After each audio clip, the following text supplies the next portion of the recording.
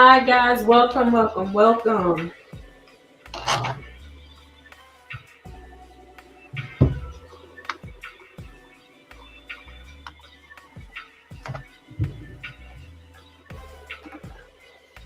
We are going to get started in a few seconds, a few minutes. Um, we're going to have some real conversations today. We're going to see how this turns out, but I really want to have this conversation. It's going to be one of a few conversations that we have about narcissism and just looking at everything that's going on right now. I think it's time for us to have some of these conversations. Hopefully this reaches the people that it needs to reach.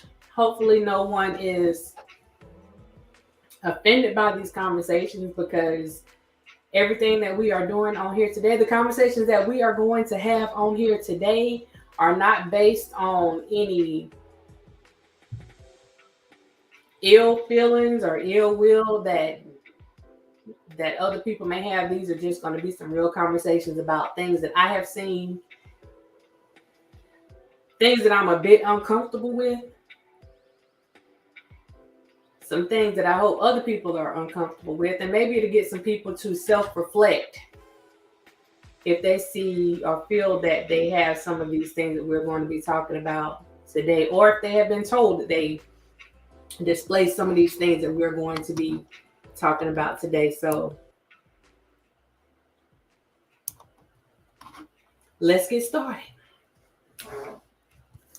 One of the things that I did, and before I even go to that part, if this is your first time on the channel, I am Carolina Diamond, Dr. Rogers, your girl from the South. Just dropping in to give you guys a little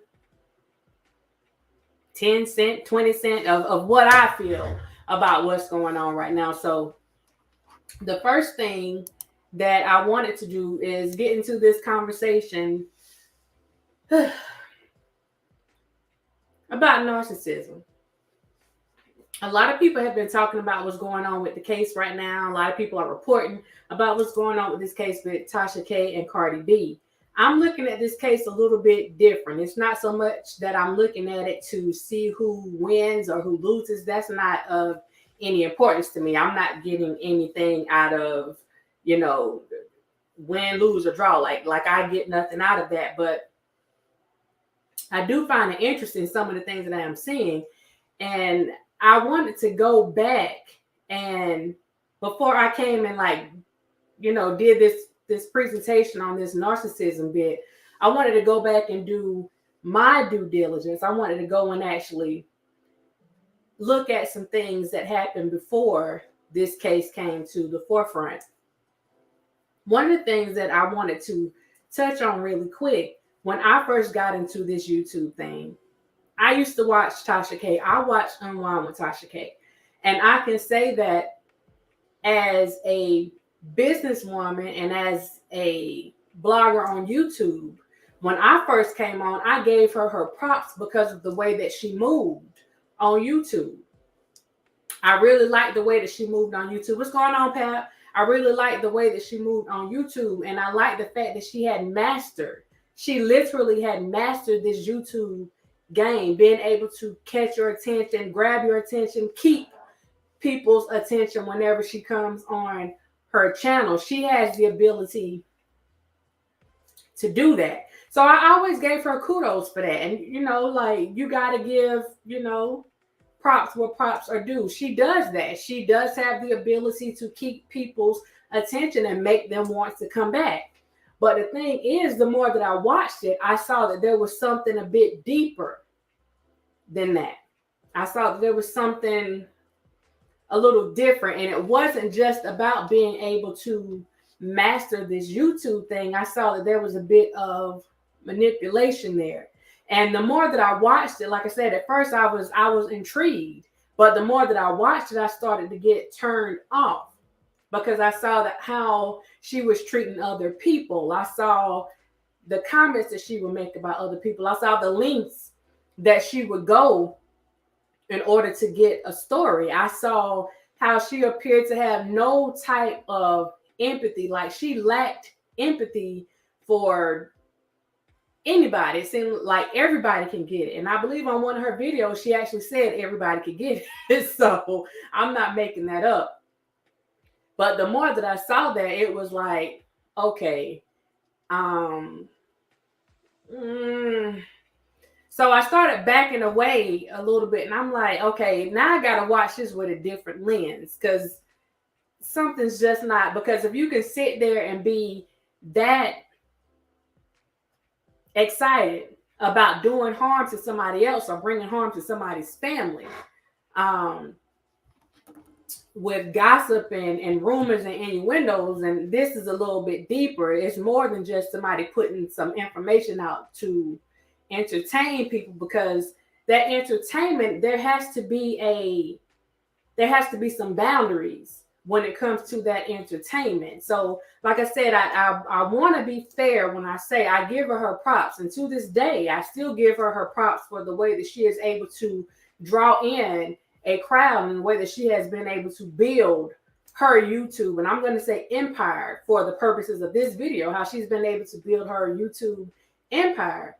But I'm hoping that her attitude and the way that she feels about other people, it seems like there's some type of superiority complex that's going on there. I'm hoping that that superiority complex that appears to be there isn't the thing that cost her what she's worked so hard for. So I wanted to be fair with that at the beginning, because I did watch her when I first got on YouTube and started watching videos, but I saw a different person, or what I felt was a different person. I didn't see all the evilness, and I didn't see all that initially, because I would have turned from it from the very beginning, but it seemed like things started to change. And I think one of the rappers said, more money, more problems. That could be a part of it. I don't know. Maybe some of the things were always there. And the thing is, when you're dealing with the narcissist, they are appealing to you initially. When you first encounter them, they are very appealing. But just wait a while. Just wait a while. And the truth eventually comes out. And I feel like that's kind of what's happening right now. So I wanted to make sure that I put that out there. Another thing was when I saw the situation that happened with Wendy Williams, when she was covering the story with Wendy Williams. And I'm just giving you a little background on why I chose to address this topic. It's not about just talking about something that's going on, but there was just some things that I saw because I watched her channel when I first came on YouTube. Whenever she was doing the stuff with Wendy Williams, the biggest turn off for me, and the thing that really made me start looking sideways and giving a was when the situation happened with Wendy's husband and him having this mistress or whatever, and her contacting the hospital, pretending to be someone else to get information and find out if the lady was there, completely violating all types of laws, and the hospital violated. Anyway, that's another story. But just morally, like that was so dirty to me, like morally. Yes, you want to get a story, but whenever you do certain things to get that story, if you have no boundaries, if you're willing to go to any extent to get that story, to be able to bring it back to people on YouTube, that bothered me. That truly bothered me. We also had a situation where, and I have spoken on this before, but there was a situation whenever she was covering the R. Kelly story. And I saw a lot of things that she was doing and a lot of things that she put out there. A couple of things were, right at the edge of being illegal. We're just going to be honest. They were right, like right there. But then there were some other situations, and I can say with the sisters, because I, was working with them on certain things, where she put out some stuff about them that was absolutely false. Absolutely false. And she had her receipt person that went to go find some information and completely lied on these women. And she was given the correct information behind. Like I wrote it out to her. She responded back. She was given the correct information. And she wanted an interview but she didn't want to go back and fix the information, and she did not go back and correct the information that was put out there, even though she knew that it wasn't the truth. She had the right information, and she refused to go back and put the right information out. So this is something that I actually saw on a personal level, on an up close and personal level. So to hear and to see that this stuff is going on with this Cardi B situation, and not just with Cardi, because if lies were told on something that small, and you lied on this woman, then it makes me question anything else that was said, because one lie can erase all truths. You lied to me about one thing, then I'm questioning everything else that you say. So that's my little thing with that. So it just had me looking a little different. And I really wanted to like see what was going on, like and why, and you know what I mean? Like, why? And Rose Gold, you are right. I did go through something similar to this. You're absolutely right. Thank you for that, because I had a couple people, at least 2 to 3 people, that were putting information out about me that was absolutely untrue. It was completely false. And I had to go through some legal maneuvering and stuff like that. And I mean, it eventually died down, but initially, so I mean, I get it, and no, I'm nowhere near close to what these other people have going on, but still, I understand. I get it. So it always has me questioning, like, what are these people thinking whenever people do certain things like this? The links that people go to try to hurt other people, it really makes you wonder. And not only that, it makes me wonder why you're not questioning yourself. Like, why would you feel the need to do this to somebody else? So we're going to get into this thing. And a part of my due diligence, let me just go back with that too. A part of my due diligence, I actually went back and I went and viewed some of her more recent content, not the whole thing. I just went back in and just to review a few things, because I wanted to see if maybe since this trial and all this stuff is going on, and maybe there had been a change of heart, maybe there was a change of attitude, maybe there was a change of behavior. And I can honestly say that as we have this conversation today, and we're talking about narcissism or narcissistic behaviors, or if we get into NPD, narcissistic personality disorder, if we get into these things, I really wanted to make sure again that I was doing my due diligence. So I went back and looked at a few things, and I can honestly say that from the outside, at least from what I can see from my observation, and that's why I'm treating this as a case study, because this is going to be the first conversation of a few conversations. There are a couple of times when you see a more human side to Tasha. You see where there's a conversation that she had, an interview that she did with Tony Gaskins, who's another life coach. In that element, I can deal with that Tasha. That Tasha was a more human, a more humane Tasha. That Tasha seemed like she really cared about other people's feelings. That Tasha seemed like she had some type of empathy and or sympathy for people. That video, I think there was another one where when I was going through, and she did a video where she gave one of her subscribers like a gift card, or like helping them out for the holidays. That type of stuff, that shows a more humane person. So that would make you, say, okay, there is some good there.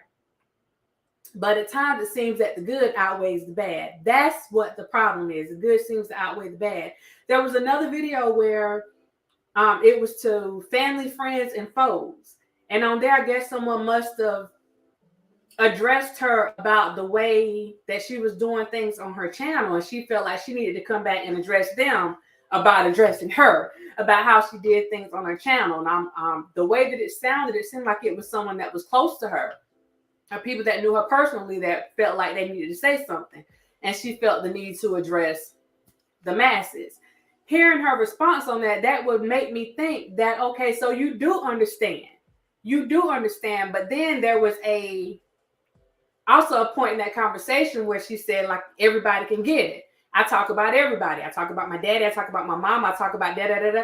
So when you say that, it's like, okay, you're saying you have an issue with somebody telling you what to do with your channel and what to do with your business, getting into your business. You have a problem with that. But then at the same time, you come back and you say that forever, the people that know you know that you always have something to say about other people, and you're going to say whatever you have to say.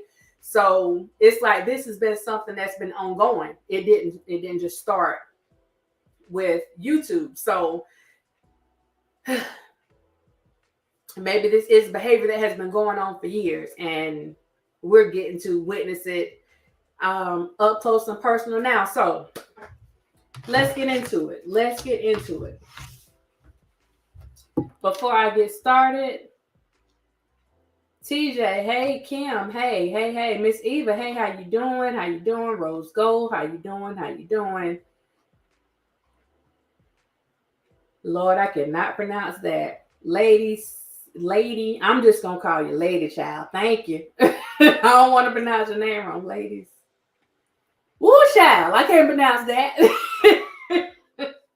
So I want to get into this narcissism thing because we hear it thrown around a lot.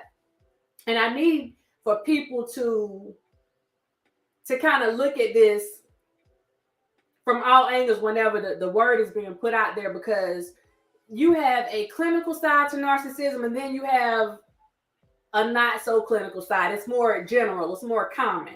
So you have what's referred to as NPD, that's narcissistic personality disorder. Now you're getting on that clinical side. That's where the clinical diagnosis actually comes in at. When we hear people like from day to day just saying, oh, they're such a narcissist or whatever, that's more, narcissism happens on the spectrum. So that's more like on the lower end of that spectrum, meaning that everybody tends to display at sometimes some type of narcissistic traits. It's when your behaviors start to go up on that spectrum that it becomes a problem. Now, keep in mind, there are very few people that actually have a clinical diagnosis of narcissistic personality disorder, but there are several people that have narcissistic traits and may be considered a narcissist, but they don't have a clinical diagnosis of being a narcissist. They haven't been clinically diagnosed as having NPD. Also, along with people that usually have narcissism, if they get treated, if they are a narcissist, they go to treatment for something else. They have like a co-occurring disorder. They have something else going on. So maybe they're dealing with depression. And when they go and get that treatment for depression, then it also comes out that they have narcissistic tendencies. So they end up getting treated for both of those. Because like I said, they have comorbid or co-occurring disorders, two disorders happening at the same time. So they didn't go in to get any type of treatment for narcissism or for them, being very manipulative or having lack of empathy for other people. Like, that's not what they went in for, but that could be the thing that they end up being treated for. A lot of people that have narcissistic tendencies, a lot of them tend to have substance abuse problems. So maybe they are being treated for substance abuse and these other things come out. Keep in mind that a lot of times when people have these things and they also have a co-occurring substance abuse disorder, then they tend to use that substance abuse to self-medicate. Instead of dealing with the stuff that they have on hand, dealing with it head on, they use that substance to self-medicate. Now, you think about the stuff that we see on here all the time, and you see the drinking and all that stuff, and that says a lot because you actually get to see some things up close and personal. So you know that what I'm saying as I talk, it may make a little bit more sense to you. Now, let me be clear. I am not on here trying to diagnose anybody. I am on here speaking as a coach today. I'm not speaking as a counselor. I'm not speaking as a therapist on here today. I'm just speaking as Doc today. I ain't trying to diagnose nobody. That is not what I am on here for. That is not what I'm getting paid for. So we're just having some general conversations today. But in the case of Tasha, I wanted to have this conversation because hopefully she's watching and she'll get something out of it. And that's all I'm going to say. There's no slights. There's not me trying to go after anybody. So when we talk about narcissism, I'm going to give you I'm going to say, I don't want to say clinical, but I'm going to give you like a clinical definition so you guys can see what I'm talking about so we can keep on with this conversation. Narcissism is an extreme self-involvement to the degree that it makes a person ignore the needs of other people around them. They just say bump them, whatever, I'm going to do what I'm going to do. While everyone may show occasional narcissistic behavior, the narcissists frequently disregard others or their feelings. This is something that we talked about before. They also do not understand the effect that their behavior has on other people. There's that empathy, a lack of understanding. Okay, it's important to note that narcissism is a trait, but it can also be a part of a larger personality disorder. Not every narcissist has NPD or narcissistic personality disorder, because narcissism is a spectrum. People who are on the highest end of this spectrum are classified as NPD, while people who are on the lower end, they're just part of the spectrum. So I'm gonna, well, let me add this. Okay, you have two types of narcissism, two general types of narcissism. You have vulnerable narcissism, you have grandiose narcissism. Vulnerable narcissism is usually a person that came up young. They might have been neglected. They were vulnerable. They didn't get that love that they needed when they were younger. They were usually treated bad. They were made to feel inferior when they were younger. That's usually the person that grows into a vulnerable narcissist. This person tends to come off as shy, a bit timid, but if you stay around them long enough, the truth comes out. On the other end, you have this grandiose narcissism. This person was typically raised to believe that he or she was better than other people. They were always put on a pedestal. Someone always made them feel like they were part of like an elite group, that like they were entitled to something. So you have an older person that grows up feeling like they're entitled. They are an elitist. They are part of this special group and nobody else can even measures. Nobody else fits into the category. You have to be a special person to be a part of the group that they fall in. So that's what we are talking about. That's what we're looking at. We got these two different types of narcissism. When I look at the stuff that's going on, and I was listening to different bloggers that were reporting on the case and certain things that were said. I started taking notes and just looking at some things that I wanted to make mention of. So one of the things that was said by, I don't know if this was Mr. Byron Dennis, again, shout out to Byron Dennis, Hip Hop Inquirer, for going out, putting the information out in a way that people can understand. I also saw him on the Lead Attorney's channel. Shout out to the Lead Attorney for doing his thing down here in Atlanta.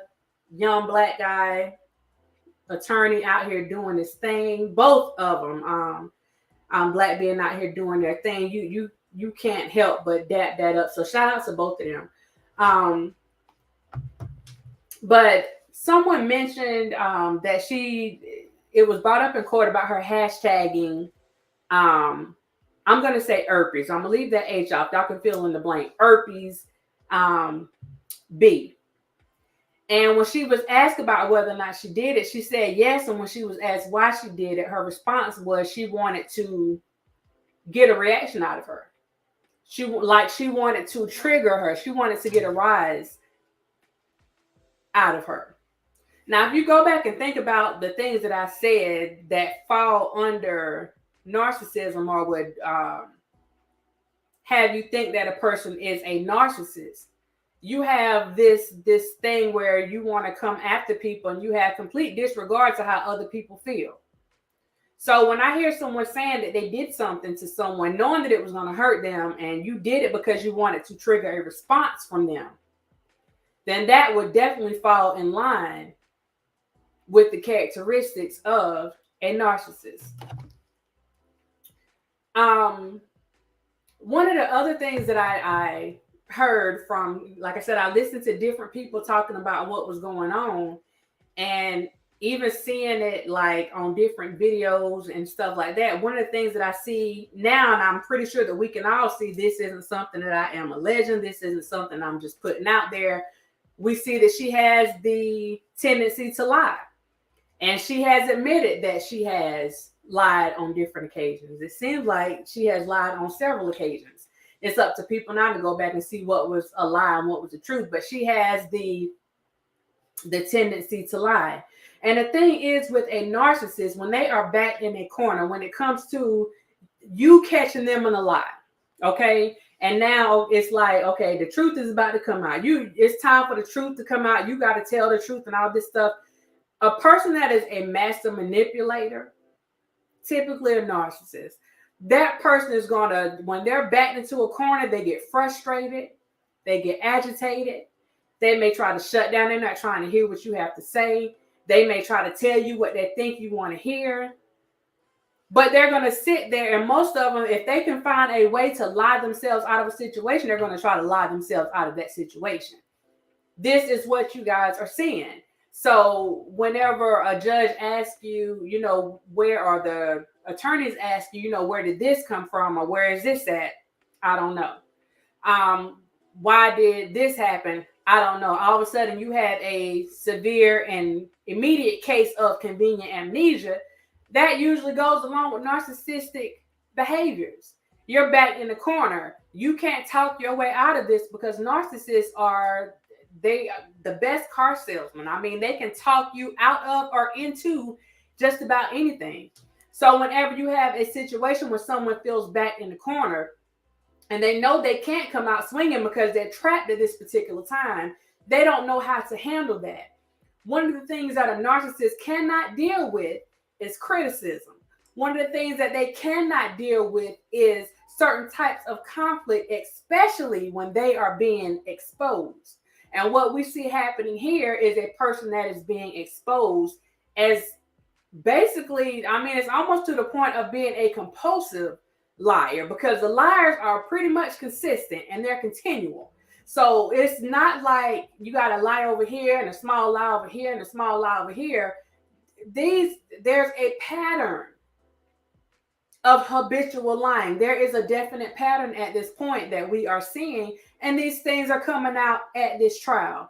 And so that's why I think it's important for people to continue reporting on these things, and for people to really see things for what they are, because a liar is just that, a liar. You lie about one thing, you will lie about all things, and we'll just leave that there. Another thing with her that I have been getting from the people that have been reporting is, her husband has been pretty much drugged into all of this stuff. And if you're not a person that lies, like if that's not your thing, because lying has to be your thing. You know what I'm saying? You might drop a little lie every hit, but if you are a compulsive liar and you're dealing with somebody else that they're not with that, then it shows. And that's what we're seeing now. People feel like her husband may have thrown her under the bus. I don't think her husband threw her under the bus.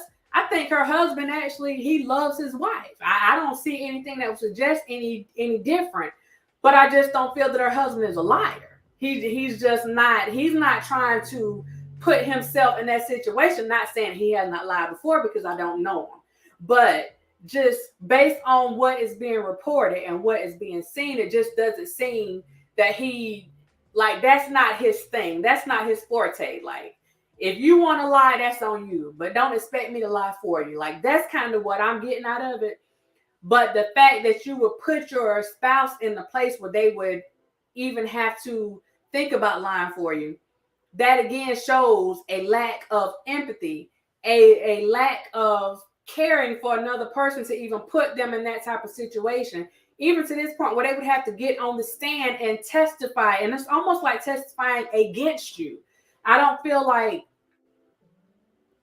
the average person, a person that was that was empathetic to other people, the average person that really cared about other people and their well-being, you're not going to try to put somebody that you love or somebody that you are close to in that type of situation, that type of uncomfortable situation where they feel like they're almost going against you. You just don't put them in those types of situations. So that was another thing that I was thinking about with her husband. And then there was another situation where she said that an attorney told her that the cease and desist was fake. Now, I do remember seeing this on her channel. I watched a lot of that stuff when it was going down because I felt like it was going to turn into something bigger. But I knew even when she said those things, I was like, she's lying. Nobody told her that. Nobody told her that. And it wasn't because I had anything against her. I was just looking at her mannerisms. She was lying. So whenever she was asked about that, and she, like on her channel, she said that her attorney said, okay, that was a lie because it wasn't her attorney. It wasn't a hired attorney. And when she was, again, confronted about that in court, it was a friend who happens to be an attorney. So again, you have someone that demonstrates narcissistic tendencies that is being backed into a corner. And so for me, I don't know about y'all, I knew that the next question would be, okay, so who is your friend? So she's already having to prepare, because if you are a person that has narcissistic thinking or a lot of narcissistic traits, those people tend to be a few steps ahead. So she was already thinking, okay, what if they ask me this? I got to go and be ready for this. So when the people say, okay, so if your friend is an attorney and they told you that cease and desist was not real, give us that person's name, give us that person's information. So now the response that you get is, it's in my phone. And by some rare circumstance, now you can't get into your phone to get it. Like, whatever. But there's going to be some kind of something that's going to prevent that truth from coming out. So that's what you have there, that still trying to fight your way out of a situation.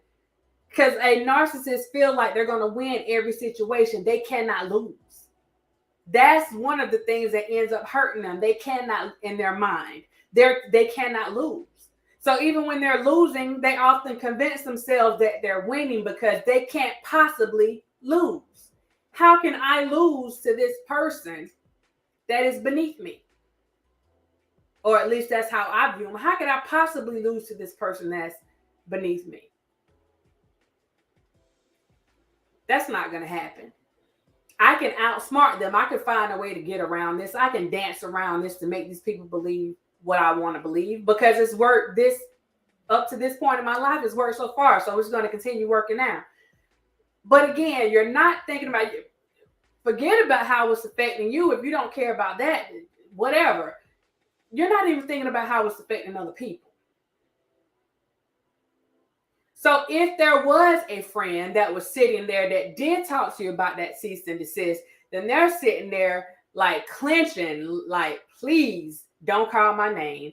And they're like, you know what? I ain't telling her nothing else. She better not ask me about nothing else. I ain't telling her nothing else. Like, y'all know how this stuff goes. So I'm just sitting there. And again, just that lack of understanding for other people. If you don't care about your own well-being, then at least act like you care about mine. You're not going to get that from your typical narcissist. You're just not. One of the things that I recall Mr. Byron saying that they talked about in court, I think it referred to the same situation with the attorney. And the question was, okay, and I think that was asked about her on more than one occasion, but are you lying then or are you lying now? So that was enough to really get a jury to, I think they already own it, but that was enough to really get a jury thinking, because it goes back to what I was saying. If you lied about this, what makes me think you didn't lie about that? If you're so used to lying, how do I know that? I mean, so if you're saying that this is not true, okay, which one is the truth? Are you lying in both instances and everything was made up? Was there really a friend? Did anybody tell you that? Or was that a conversation that you had with yourself and you told yourself that? And yourself told you to say that you wipe your behind with those cease and desist. Like, what part of this, where's the truth? Like, it's like you've lied so much. Like, can we find the truth in any of this? Where is the truth? This is a situation that I'm seeing up here now. And like I said, again, it's like you're putting yourself in harm's way. And that's why in this particular thing, I'm saying this is a case study, because at this point, we know a lot of things are done on here. Basically, YouTube is for entertainment purposes. Now, we know that there are some learning components to YouTube. We know that there are some humorous parts to YouTube. You know what I'm saying? There's how-tos, learn how to do this, like all this stuff. But still, at the same time, there's an entertainment component of it. Now, when you're dealing with a person that considers themselves to be a gossip blogger, then of course you know that there's going to be some, you can have some shady dealings on there. But at some point you do expect the person that you're dealing with, the person that's giving you the information, to err on the side of truth. The way that things are coming out now makes you question, has the truth ever been told? And for me, if I was someone that was a subscriber, then I would really be sitting there like what the flip? Like, did you tell us the truth about anything? And I know the jury is wondering the same thing. Okay. People who show signs of narcissism can be very charming and charismatic. This is what we're seeing. Very charming, very charismatic. You got it here. You got the receipts. I got the receipts. I ain't lying. Like you got it. They're able to draw people in, right? They can draw people in to listen to what they have to say just by their tone, their body language, the words that they put in their description, their thumbnails. They can draw people in to really and the way that people tell a story. Remember, I gave you guys a video before that talked about lies and the anatomy of a lie and what it takes for people to believe the lie. Like, there's different parts to that lie. Storytelling and the art of storytelling is one of those things. Our narcissist tends to be good at that because they often live in a fantasy world. They fantasize about a lot of things. So when it comes to telling stories, they're very colorful. They can paint this picture, the same picture that they're painting for themselves that help make up those grandiose thoughts. They can paint these pictures for other people and make these stories appear to be believable. And when they're doing it, I mean, they're charismatic. That's why they make good car salesmen. And I always use that as an example, because if you got a good car salesman, he will sell you a used car with 4 flat tires, transmission just gone, alternator gone, but he'll make you feeling like you got the best deal in the world.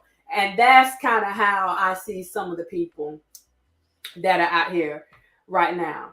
People who are narcissistic often don't show negative behavior right away, especially when they are in relationships. You think about this when we talk about personal relationships, especially romantic relationships. You have people that, they'll be with somebody and they're like, oh, they're so loving, they're this, they're that. And then maybe a year down the road, 6 months down the road, then you get to see a whole other side of them. And this person tends to be jealous. They tend to have all this stuff going on. They're thinking that you're out doing this stuff. Just got all kinds of conspiracies going on in their head. You're cheating, you're doing and they feel like they are superior to you. Like, that's the way they handle the people that they deal with. That's narcissism. Like, all day we get to see some of those things. People who show narcissistic traits often like to surround themselves with people who feed into their ego. Do we not see this? As long as a narcissistic person has a crowd, has an audience, and that's why I hate to say this, and YouTube probably gonna hit me for this, but that's why you see so many people with narcissistic traits on social media, especially things like YouTube, because you have an audience. And as long as you're giving people what they want to hear, you're giving them the type of entertainment that they want, then they're going to feed into your ego. You're right. Tell them. They're not going to call you out on your mess because your mess is their mess. It's like attracts like. So if I have narcissistic tendencies or I like, to manipulate people, or I like to feel in a place where I'm in a place where I have power and control over people, then I'm going to tend to watch people that have that same thing going on that I like. And on the flip side, if I am a person that tends to be prey to a narcissistic person, then I'm usually drawn to those people too, because that's what I'm drawn to them. Same way people are drawn to certain types of people in relationships. So just think about that. You have these diehard fans that are willing to go and hurt somebody, about some of the people that they have here on these social media channels, YouTube channels. They don't know them from a can of paint. They don't know what type of people they are. Or they may know what type of people they are. They see that they're going after these people all the time, coming at people any kind of way, just have no respect for other people, but let somebody come at them. Like these people, I'm not going to call the group that mainly supports her, but these people, like they're willing to go to war if you try to correct anything that's being said, if you try to go against anything that's being said, if you try to speak anything real about what's going on with a situation that's involving that person. And these people are going to see you as a target and they are coming after you because that narcissist person that has power or control over them, at least mentally, this is what they want from them. This is basically what they have trained them to do, and they don't even realize that they have been trained. But I'm going to leave that alone. Let me let's see. We've been watching it for 3 years on these YouTube streets. Yeah, we have been watching it. People have been feeding into it. Let me check something real quick.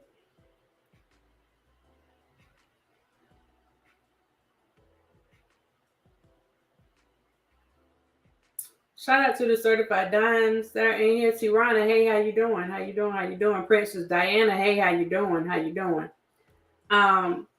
But we have been dealing with this on a day-to-day basis. So when we look at Miss Tasha and what she has going on, I think that she's almost like the prototype when it comes to these types of behaviors. Like I told you guys before, there are 2 different types of narcissism, and I'm giving you something from an article right now.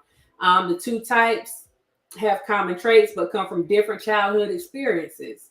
The 2 types also dictate the different ways people will behave in relationships. Like I told y'all before, there's grandiose narcissism. You also have vulnerable narcissism.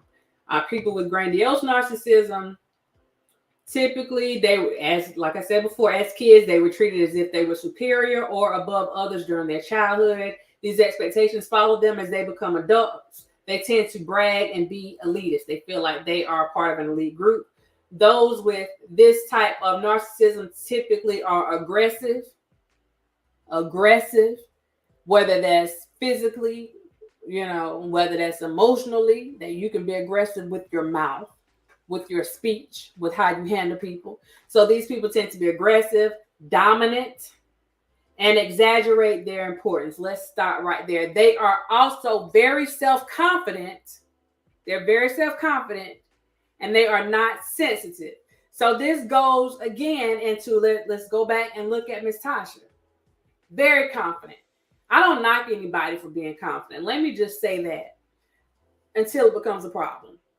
But these people tend to be confident like Miss Tasha, and they are not overly sensitive. Like they don't care. So you can see where, like when she says, I'm gonna say what I gotta say. People they say whatever they gotta say about me. Like I don't care. They're gonna okay. Typically, and this is not the case for everybody, but typically, if someone comes after you and they're slandering you and trying to intentionally hurt you, at some point you're like, okay, enough is enough. You start feeling some type of way. It's not that you're going to sit in a corner and cry, but you're human. You have feelings that are involved. It's like, okay, chill out. For her, like, and this is my opinion. Let me just say that this is my opinion. She seems to thrive off getting that negative attention. So if there are people, like people are talking about her right now, this is actually like she's feeding off this. She may have some times where it like hit her depending on what's being said, especially if it's something that really hits home. But she's feeding off the negative attention because for a narcissist, attention is attention. It is what it is. They are attention seekers all day, every day. So even if it's negative attention, it's still attention.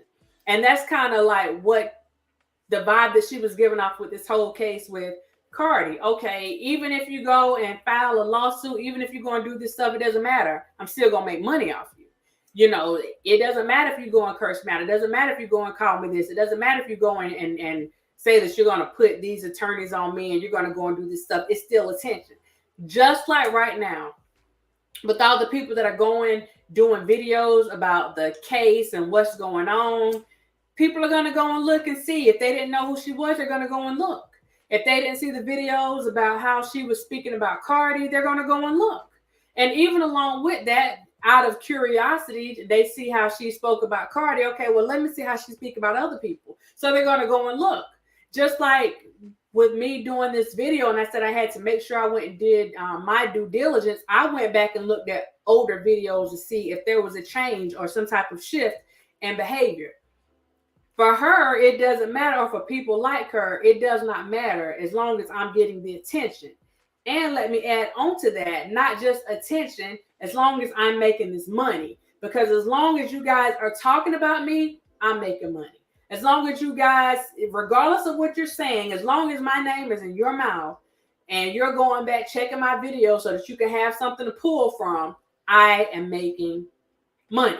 As long as you are talking about videos that are being played in court and what I said and what this person said I said, people are going to go back and check it because you're telling them that the videos are still up. So I am making money. And a person that has narcissistic tendencies in their mind, they don't, like, you're not hurting their feelings. Something that may hurt the average person's feelings, they don't care. Like, who are you? Because they already feel like you're beneath them anyway. You're a peon in their world. So who are you to go and say anything? And why would I care? And that's why you hear people that often think like this. The people that often think like this, you'll sometimes see when it comes to, let's talk about YouTube. When it comes to certain bloggers, if it's a small blogger, they're not responding. But let it be a blogger that actually has some viewers, a blogger that has a bigger audience.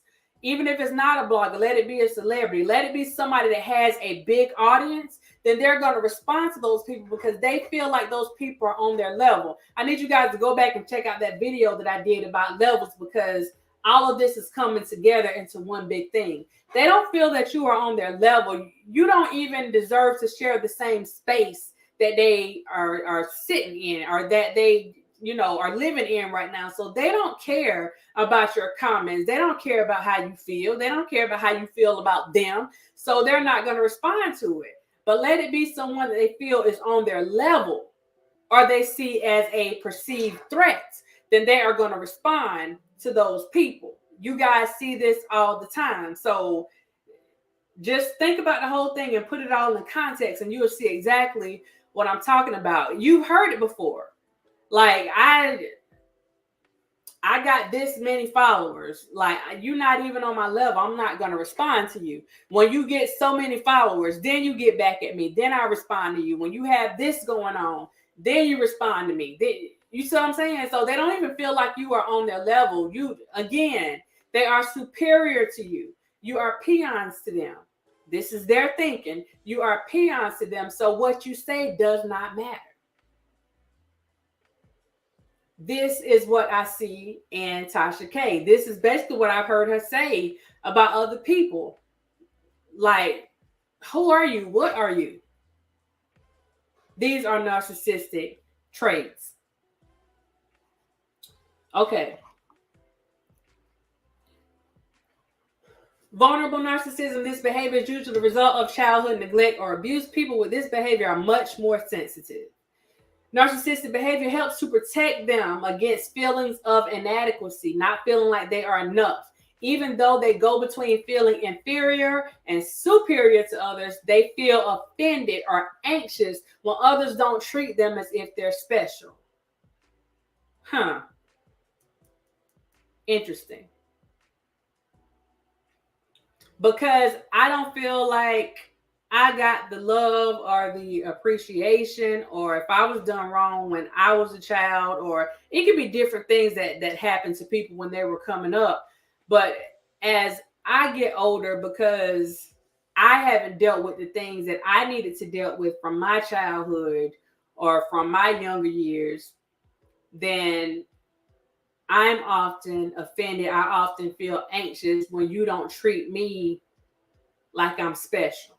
I need you to treat me like I'm special at all times. And if I don't feel like that, if I don't feel that I'm getting that attention, if I don't feel like I'm getting that love from you, then I have to lash out at you. If I feel like you are getting the things that I did not get, if you are getting the attention, if you are getting the love, if you are getting, the accolades or whatever that I feel I deserve, and I feel that I'm not getting them, I have an issue with you. Because how dare you be the one that they give this stuff to and not me? Especially when I'm better than you. There's nothing written that says I'm better than you. That's just how I feel.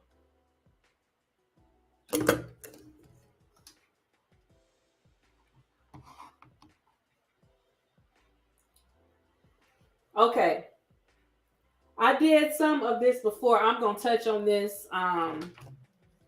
Again, like I said, this is just one conversation that we're having, one of a few conversations, but I really wanted to touch on this because I'm looking and I see something. Like I said, I am not coming on here trying to diagnose anybody. Y'all don't see my DSM anywhere in here.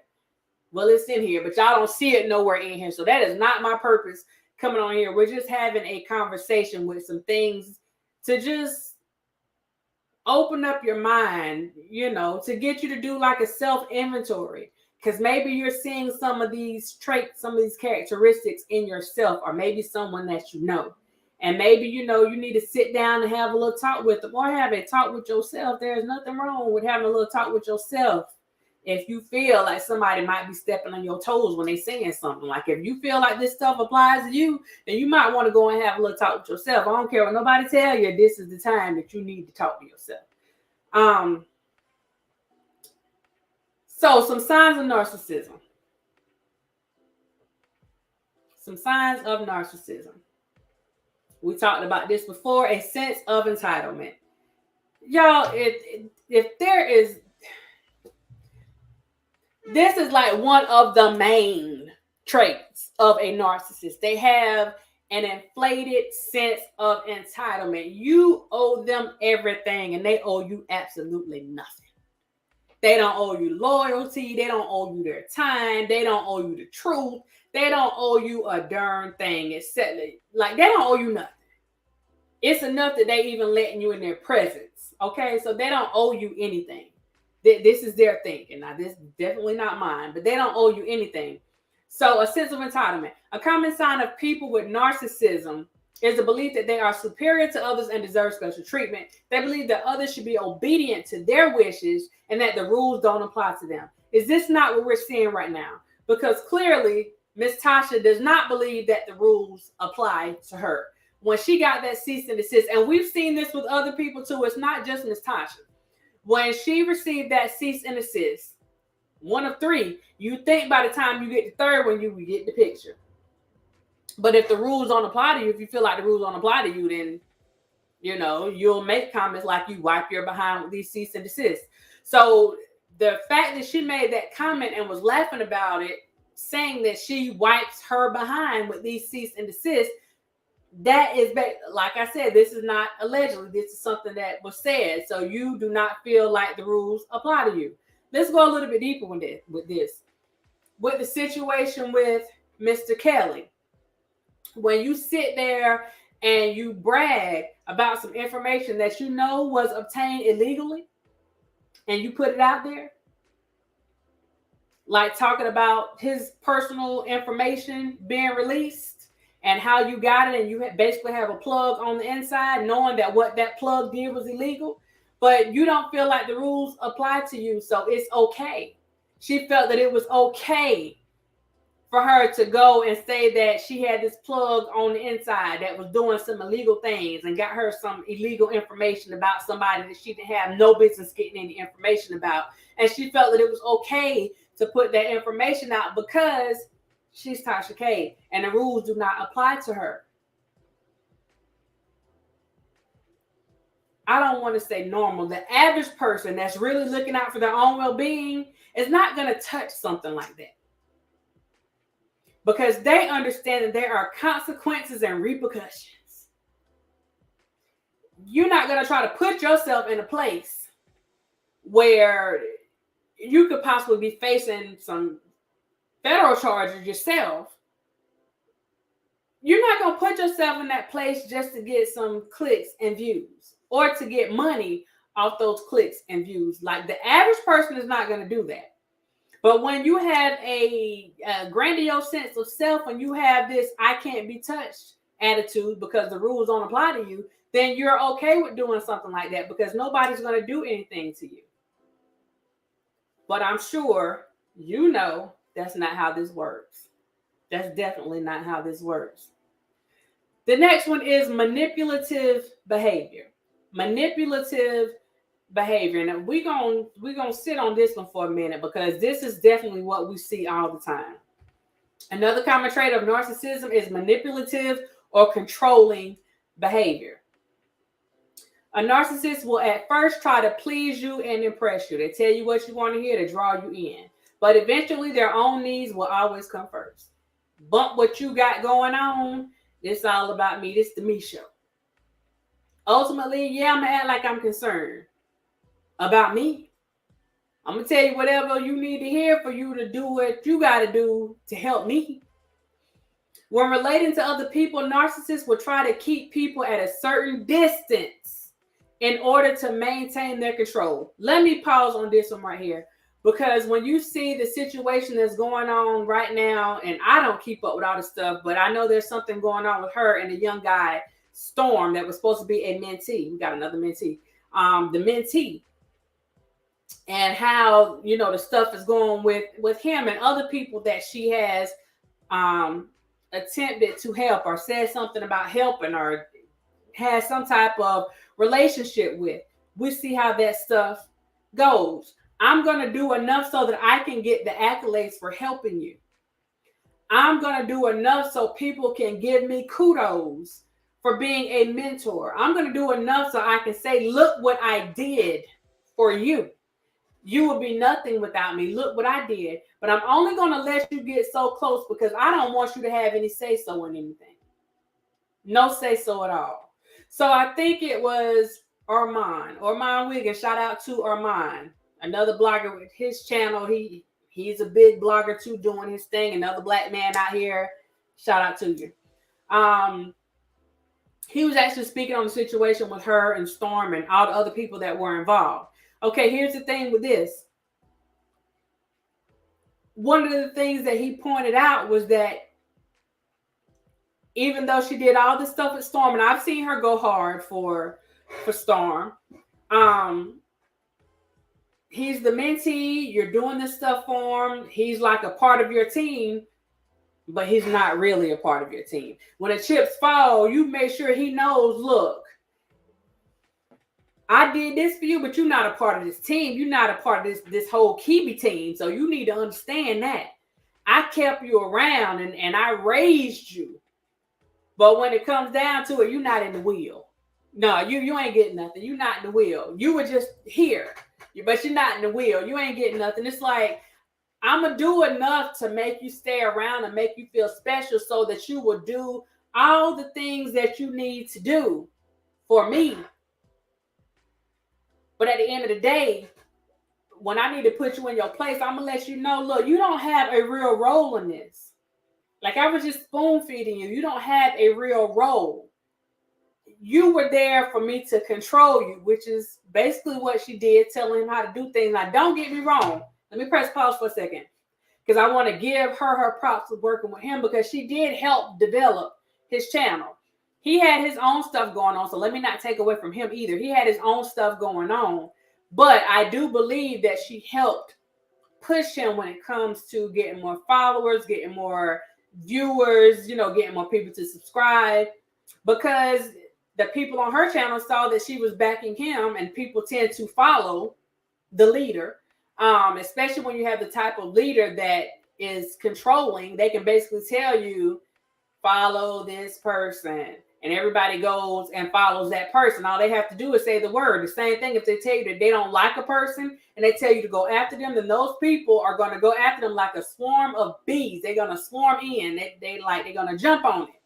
So she helped him. He had his thing going on, but she helped him. So she did help boost his channel and put him in a better position. So I don't want to take that away from her. But at the same time, she kept him at a distance. The same way she's keeping people at a distance. Like, I'm going to help you develop, but I'm not going to help you get to the point where I am. That's the thing. I'm going to help you learn how to do this thing so that you can go and I can show you how to make a little money, but you won't be making as much money as I am. I'm going to help you get this right here, but don't get it twisted. You will never be where I am. You're never going to be on my level. We can be cool and all this stuff, but if it hits the fan, you're never going to be on my level. Like, you're not there. You'll never be there. You might be here, but you're not there. So, when relating to other people, narcissists will try to keep people at a certain distance in order to maintain control. They may even exploit others to gain something for themselves. Here we go. They may even exploit others to gain something for themselves. This same situation with these people that were all cool. Now that you are no longer cool, now you exploit the relationship and everything that was going on in there, even if it's not true, even if it is true. Now that you guys are beefing, now you put all this stuff out. Bump the fact that there was supposed to be some type of loyalty or something involved. Now that you guys are beefing, now that they're not following you or fondling, falling at your feet or all foaming at the mouth whenever you walk in the room. Now you have a problem and you are willing to exploit your relationship to get views and money off of it. And the bigger thing, to embarrass that person. Now, this is the thing. Whenever you get into it with a narcissist, oh my goodness. I would say one of the most dangerous people is a narcissist that is a vengeful narcissist. Because when you end a relationship with them or you try to back away, which is one of the ways to deal with the narcissist, let me just say that when you try to back away or end that relationship or end that stronghold that they appear to have on you, that narcissist tends to come back with vengeance. They want to come back and they want to destroy you. How dare you try to take the control that I had over you? How dare you try to take that back? How dare you try to relinquish that control? How dare you try to do that? So they're going to do whatever they can do to destroy you. That revenge runs deep and they tend to be obsessed with it. They don't know how to let it go. Now, going back to Cardi, this is what you see right now. You have the situation. Cardi does not know Tasha. Tasha does not know Cardi B. I guess they may know each other now. What's going on, Pico? They do not know each other. APZ, what's going on? But because there may have been an alleged, look, I want you to interview. I'm not interviewing with you, because people didn't do the things that the narcissist wanted them to do. Because people didn't do the things the way that the narcissist wanted them to do it, then you have somebody coming back with revenge. They're coming back vengeful. They got to come back and try to come after you with everything in their might, everything that they have in their power. And we saw that. Every video that came out, every lie that we now know that there are lies, every lie that was put out, all this stuff, and we could tell. I know I could tell. I don't want to speak for y'all, but I know I could tell. Like, it was an obsession. Just like we see an obsession with stuff. Y'all know we see it all the time. It's not just Tasha. That's all I'm gonna say. It's not just Tasha. But we see this all the time with this obsession because you didn't do stuff the way that I wanted you to do it. Now I'm going to come after you full force and I am going to destroy you. That's my job right now. My job is to destroy you. And I'm going to do that by hitting you where I know it hurts. I don't care if your feelings are hurt. I don't care if my behaviors result in you having to see a counselor. I don't care if my behaviors result in you having certain thoughts about certain things. I don't care about that. I laugh at that. That's the thinking of a narcissist. Again, we see it every day. We see it every day. Every day in these streets. Hold that thought. I am under the rock. The rock is higher than I. Oh, you better say so. Jehovah guides me. I am under. You better say so, Pico. Somebody better go tell your enemies. Casey, hey, how you doing? How you doing?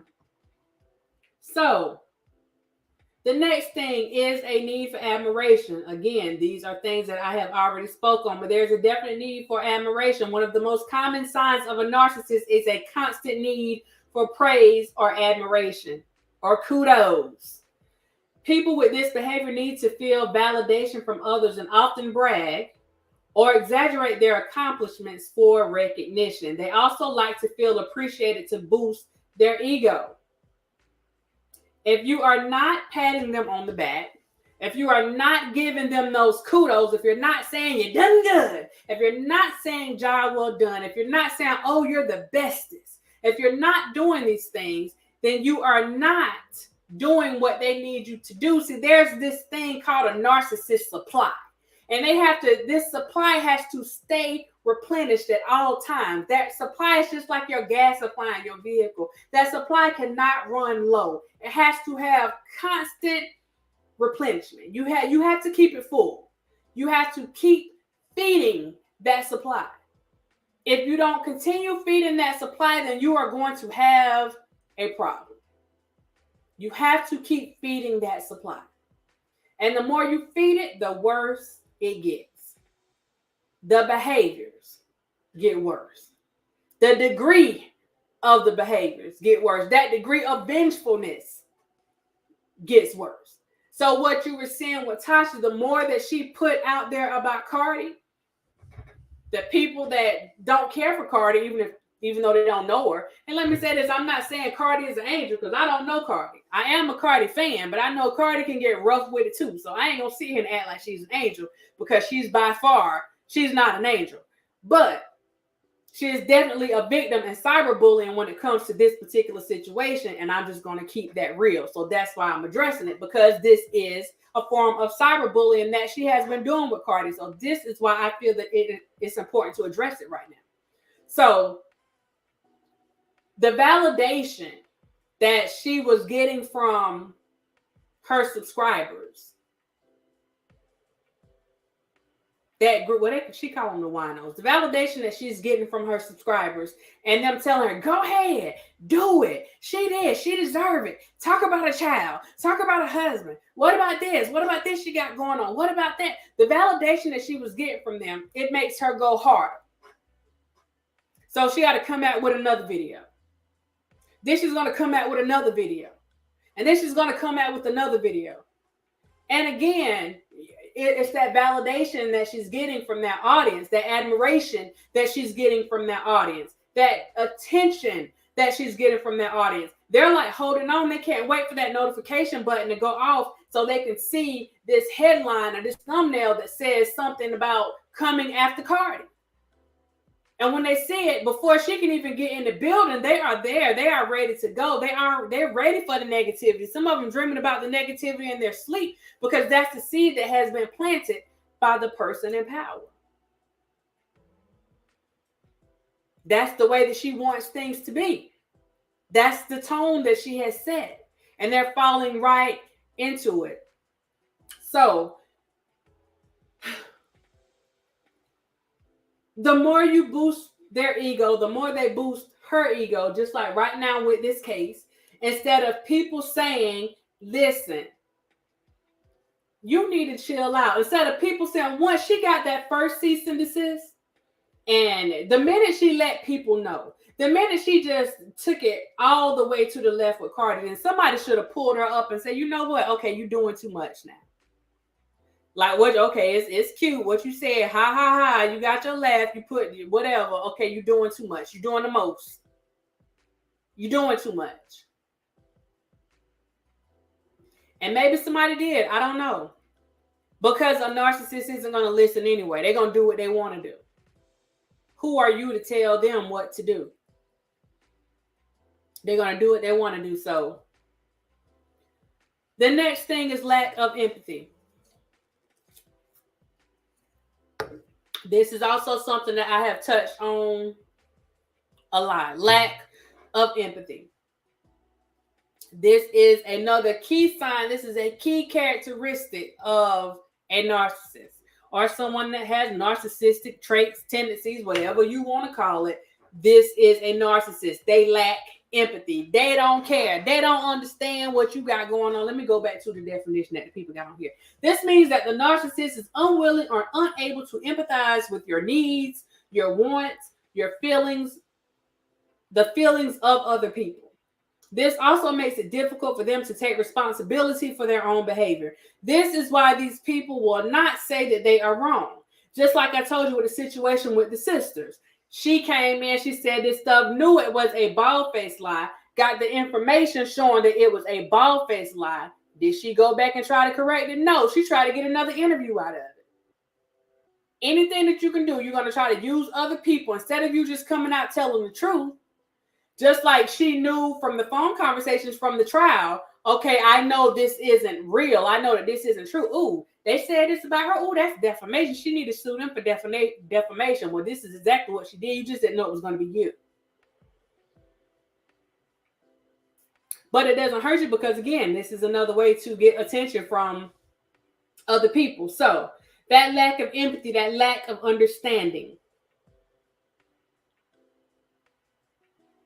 And people are like, man, one thing that I have heard consistently, and I think even Cardi said it, they felt like she was a demon. I heard a couple people say that. Now, I can't say whether or not somebody's demon. I can say that some of your traits are evil, like you got some demonic stuff. It looks like you got some demonic stuff going on. If you can just come after that and just have no compassion for other people, it does appear to be that way. But that's like a reoccurring theme right now. That's like a reoccurring statement that's going on right now. So,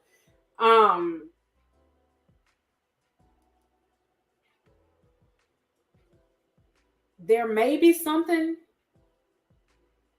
to it. I don't know. I don't want to be the one. I don't want nobody going around saying that I said somebody had a demon. I don't know. I don't have nothing to do with that. But I will say that a narcissist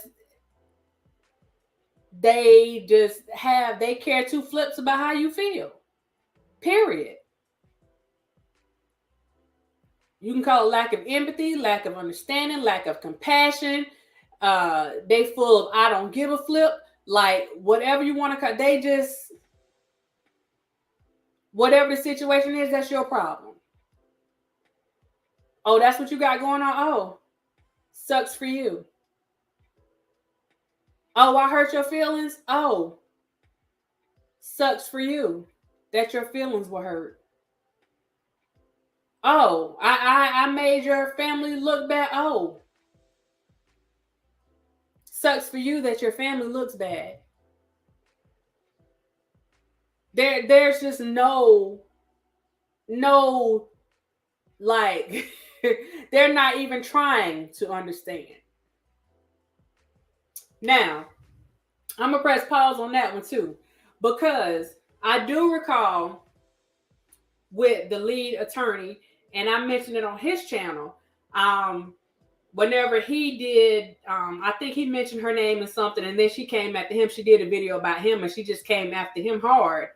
And after a while, she came back and apologized. Now, it's hard for me to believe that she just had a come to Jesus moment, but I'm going to give her the benefit of the doubt. I'm going to give her the benefit of the doubt, because even if you have narcissistic tendencies, you are still human, right? So she said she thought about what she said. She felt some type of way, had her thinking all night. It kept her up at night. That's deep. Even if it was a lie. But again, we go back to them being master manipulators. So if I got to tell you this in order for me to get you to back down, because basically, let's just go back with that for a minute. Because typically what happens is, again, a narcissist does not like to be called out. They don't like that type of confrontation. They don't mind confrontation. Don't get me wrong. But when you're saying something about them that's true, hold up, wait.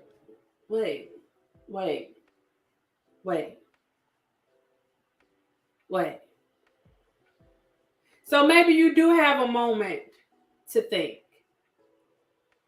And I'm going to hope that at some point in this stuff that was going on between her and Cardi, that she did have some moment where, she thought, this young woman has a child and now children.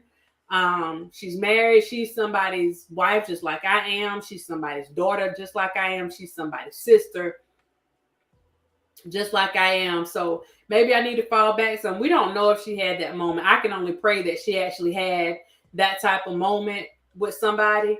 Michelle and Nicole, hey lady, hey. Casey, hey. I'm praying that she had that moment.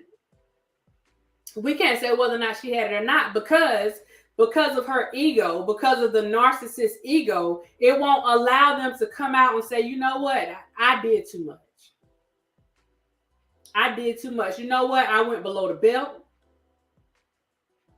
I should have thought about her family. I should have thought about, how this might affect her daughter. I should have thought about her mom seeing this stuff and hearing this stuff about her daughter. I should have thought about, her sister, like all this stuff.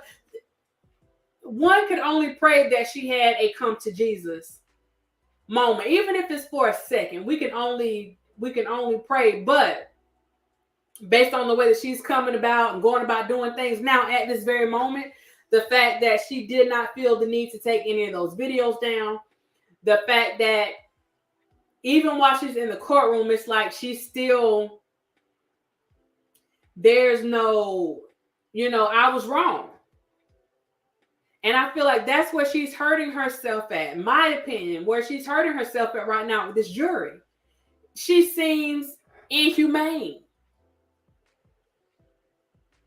The people in that jury right now, they're basically looking at her the same way they were looking at the McMichaels. Not saying she's that type of person, so please don't think that that's what I'm saying. But as far as the human side, people have to be able to see the human side of you, and what people are seeing right now, what they're hearing with these audios, what they're seeing with the videos. It's hard to even be able to identify with somebody, to be empathetic, to understand somebody if you don't even see them as human. When you're listening to that kind of stuff and hearing somebody come at somebody like that, it's hard for you to identify with them. Like, how can a real human, how can a living, breathing person that's supposed to care about other people, how could you come at somebody? How could you be so nasty? How could you be so vile? How could you do all this stuff to people? Forget about people that you know. You're doing this to people that you don't know. Like, how could you do this to people? This is where she's hurting herself at with that jury, by her not having any type of empathy, no type of remorse, no type of anything. But if you understand where it's coming from as a narcissist, then it makes plenty of sense how she can do the things that she does.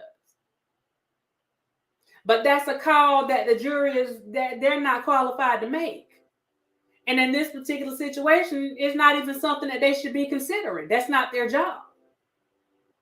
It's not their job to sit there and try to, diagnose somebody or try to break something down. And I think that's something that Tasha's not understanding when she's up there. And it's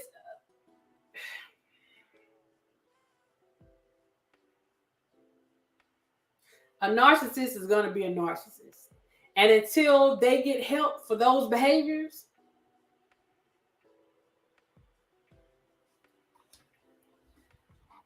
Okay, the next one is arrogance.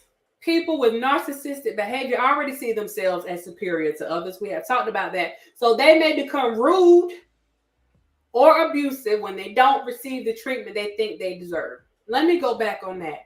A narcissist already sees themselves, in her case, herself, as someone that is superior to others. So she may become rude or abusive when she doesn't receive the treatment that she thinks she deserves. This is what we are seeing in court. This is why people are like dumbfounded when they hear some of her responses in the courtroom. Narcissists tend to be rude or abusive when things don't go the way that they think it's supposed to go. If they don't get the respect that they feel like they should be getting because of who they are, I mean, they're them. If they don't feel like you respect that, then these are the type of behaviors that you're going to get from them. Like you asked me, you say, oh, I got, so we know that you have several subscribers on YouTube. And your response is, well, actually, I have 1 million. That's the prime example. That's basically the narcissist saying, put some respect on my name. Don't you know who I am? So what? I'm in this type of situation and I may end up going bankrupt and losing everything that I have. I'm going to make sure that you realize who I am. In my mind, anyway. While they hold themselves superior, they may speak or act rudely towards those they deem inferior. You are not on my level, and I'm going to talk to you accordingly. Have y'all not seen that?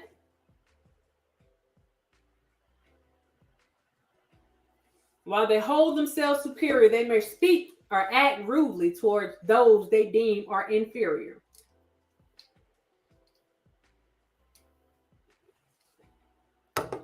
APZ says she still has that I said what I said attitude, and that I said what I said attitude is going to be her downfall. It is her downfall right now. It is her downfall. I'm pretty sure her and her spouse have been having some conversations outside of that courtroom. The one thing I did notice, and like I said, this was the first time I had been on her channel in a while, but I wanted to make sure that I did my due diligence before I came and had this conversation. But I noticed her videos are a bit different. Her more recent videos, they are a bit different. They are a bit more calm. They're not that, attack Tasha that we've been seeing whenever it comes to Cardi and, Kelly and Wendy Williams and whoever else she decides to attack at the time. It hasn't been that one. It has been a more softer Tasha from the videos that I saw when I looked today. You see the more softer videos. Again, the interview that she had with Tony Gaskins, I thought that was a great interview. That is her element. That is her element. If you put all the narcissistic BS to the side, I do believe she is actually a journalist. The journalist that she claims to be, I do believe she is a journalist. But in her mastering this social media thing and this YouTube thing, she has to also learn how to master how to do this without coming after other people, without coming across as being demonic.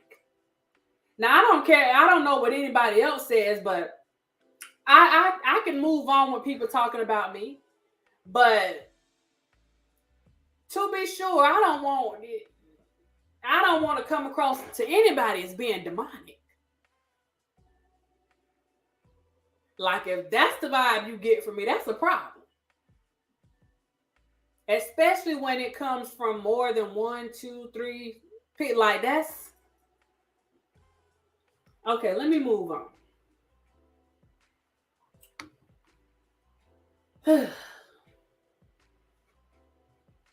So there are different ways to deal with the narcissist. I'm not going to get into this today.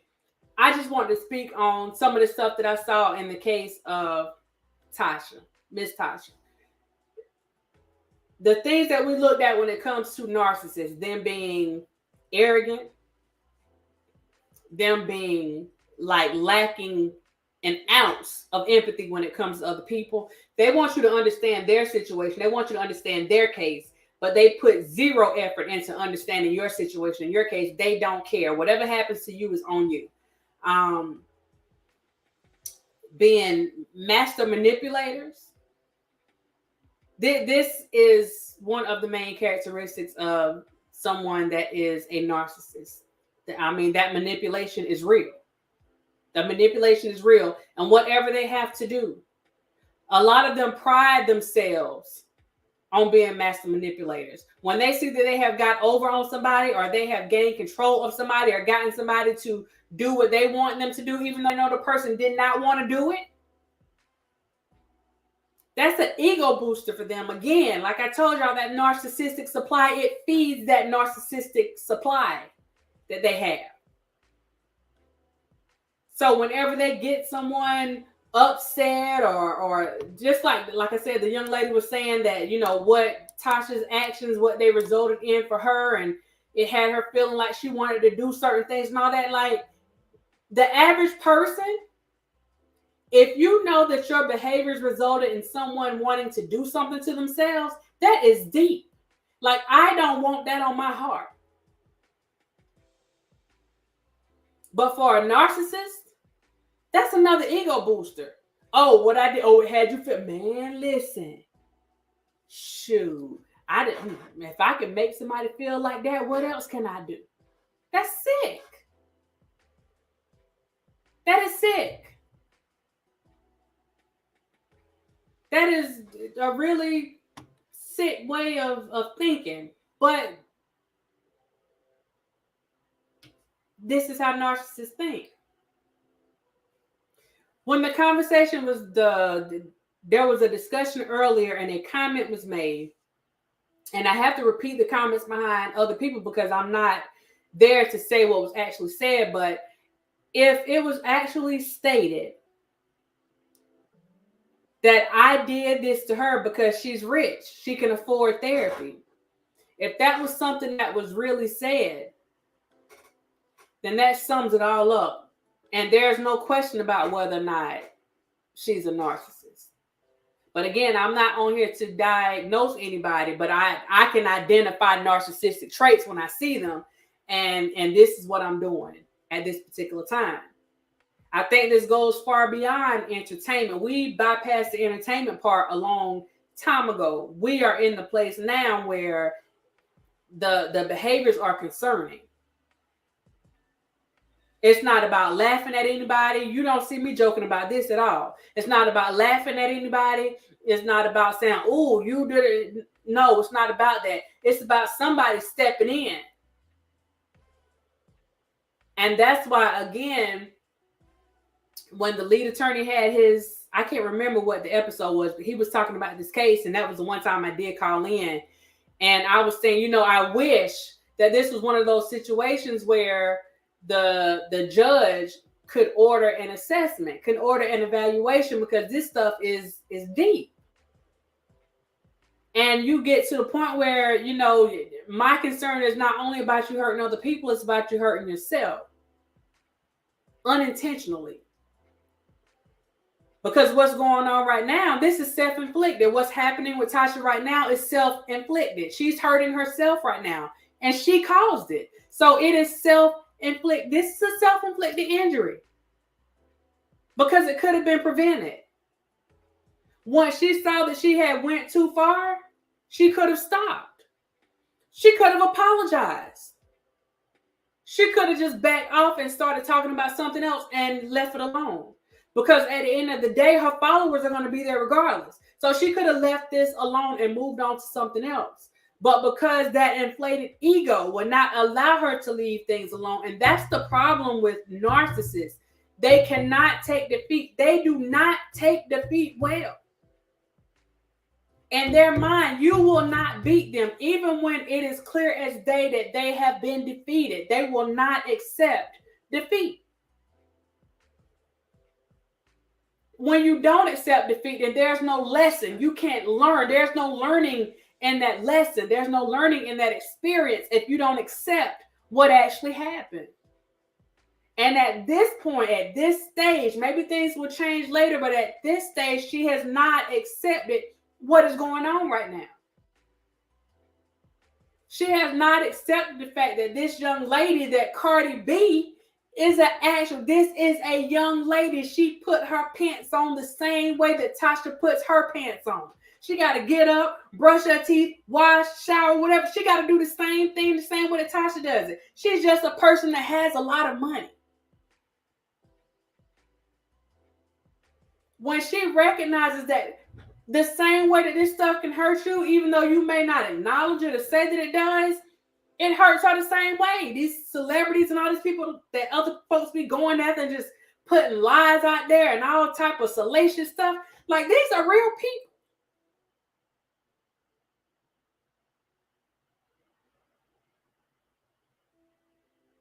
Somebody, has to not care about making her mad or other people like her mad, and they have to tell them the truth.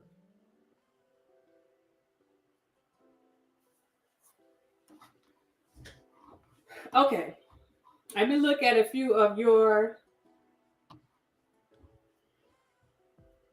responses.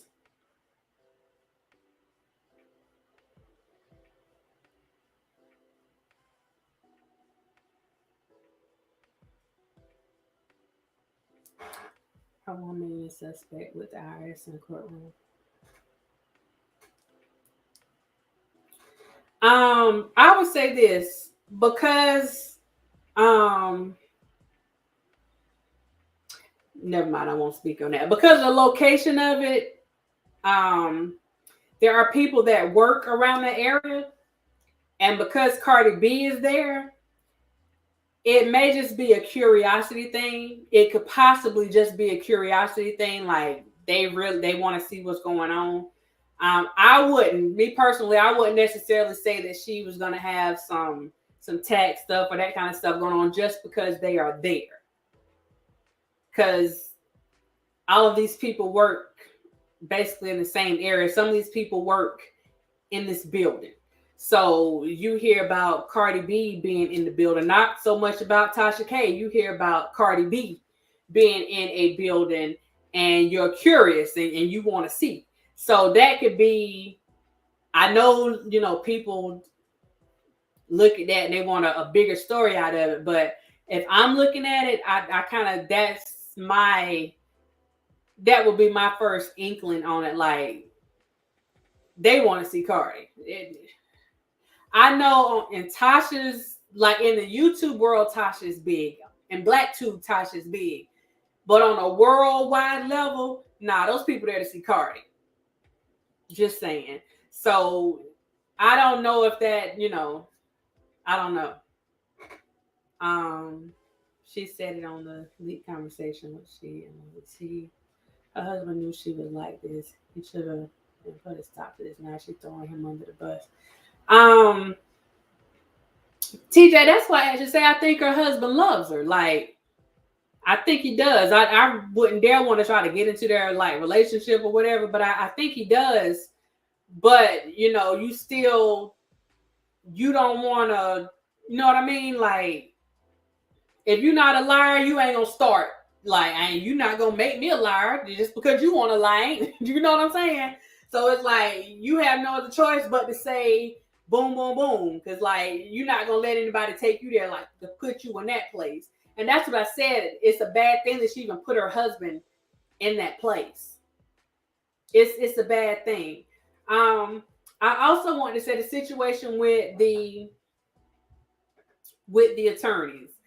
I'm not going to be the one to say whether or not somebody has a good or a bad attorney. You guys know that if you dealing with me all this time, I'm not going to say if somebody is a good or a bad attorney because you took your time, went to law school and did what all the stuff that you needed to do. Who am I to question what you got going on? Because a law degree is not what I have. So I'm not going to even try to go down that road.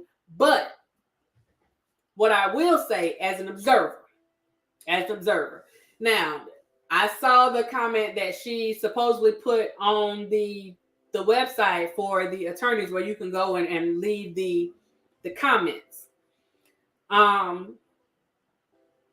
It appears to be her. I feel like she was honest about the way that she felt.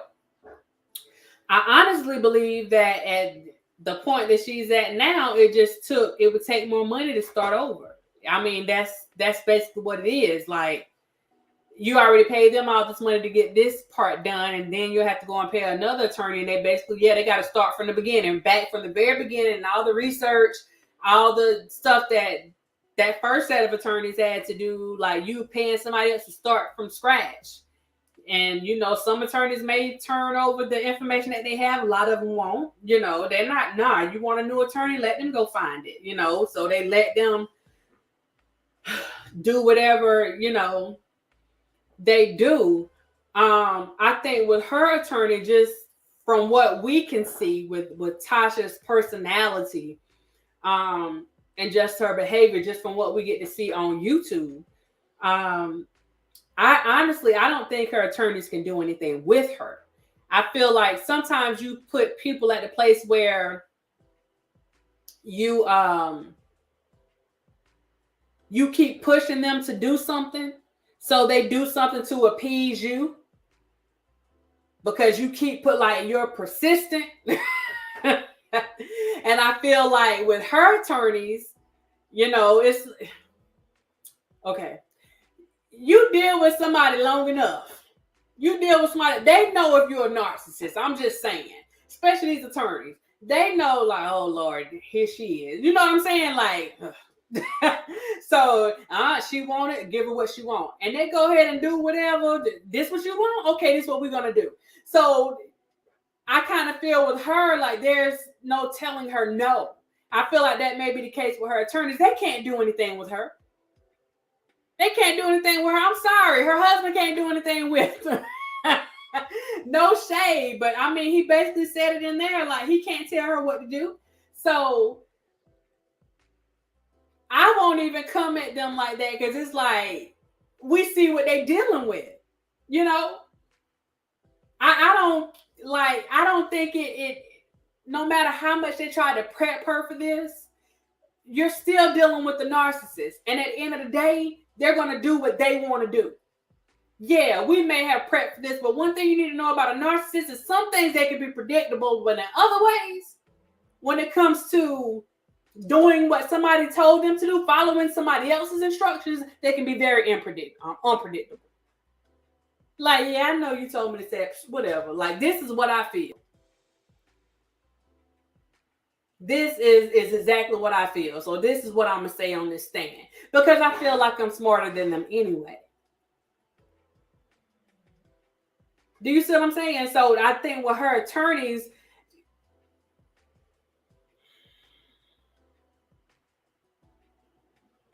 I don't know. I do believe like she's saying that she wanted to fire them, or she would never use them, and they probably saying we'd never take her. Like, I don't know. Just my opinion. Just my opinion. I'm feeling like they may be feeling the same way, because I can only imagine, like, even taking her own.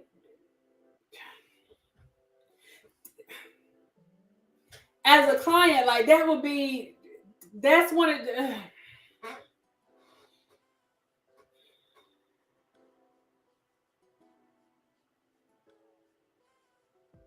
I think it would be hard. I think it would make for some long days. I think it would be interesting days, but I think it would make for some pretty long days.